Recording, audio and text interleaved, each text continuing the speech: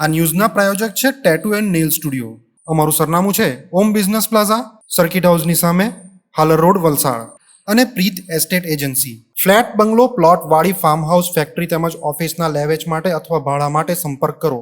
વાપીમાં ડીવાયએસપીની અધ્યક્ષતામાં GIDC police મથક ખાતે શાંતિ સમિતિની બેઠકનું આયોજન કરવામાં આવ્યું હતું, જેમાં વાપી શહેરના હિન્દુ મુસ્લિમ આગેવાનો ઉપસ્થિત રહ્યા હતા.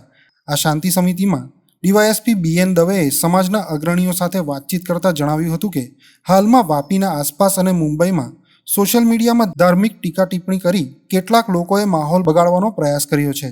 ત્યારે આવી બાબતમાં સમાજના આગેવાનો વિશેષ ધ્યાન રાખે, જરૂર પડે તકેદારીના ભાગરૂપે પોલીસને જાણકારી આપે.